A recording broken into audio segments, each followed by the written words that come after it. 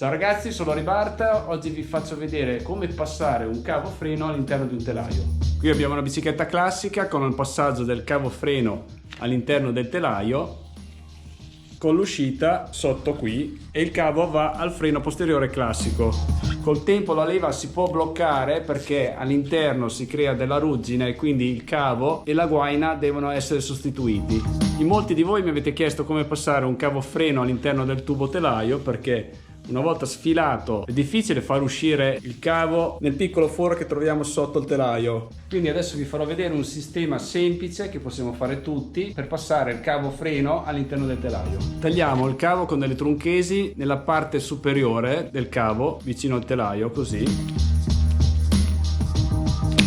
Poi tagliamo anche il cavo dietro in modo da liberare il cavo. Così, poi spingiamo il cavo all'interno del telaio facendolo uscire fuori da davanti così. Lo sfiliamo tutto fino alla fine. Tagliamo di nuovo il cavo qua su in cima. Ecco fatto. A questo punto abbiamo un cavo molto corto, quindi il filo freno all'interno del cavo dovrebbe avere meno attrito e quindi più semplice da sfilare. Cerchiamo di sfilare il filo freno all'interno con delle pinze. Bene, il cavo un po' si è sfilato, è molto arrugginito, quindi non riesco a sfilarlo del tutto, però ci basta per dare l'invito al cavo nuovo. Ora sfiliamo poi il cavo nuovo all'interno della guaina nuova, così, e teniamo 5-10 cm in modo che riusciamo a infilarlo all'interno della guaina vecchia. Così. Poi diamo un giro di nastro per fissare il cavo. Ok, in questo modo siamo pronti per infilare il cavo nuovo all'interno del telaio. Ok, nastrato, siamo pronti a inserire il cavo. Spingiamo da sopra e tiriamo da sotto. Cerchiamo di spingere e tirare allo stesso modo, in modo che non sforziamo il punto di congiunzione. Ecco, siamo arrivati.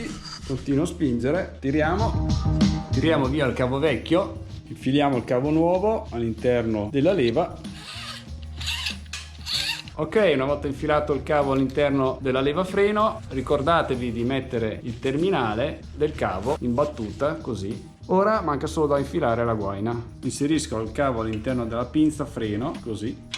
Fissiamo il cavo e il gioco è fatto.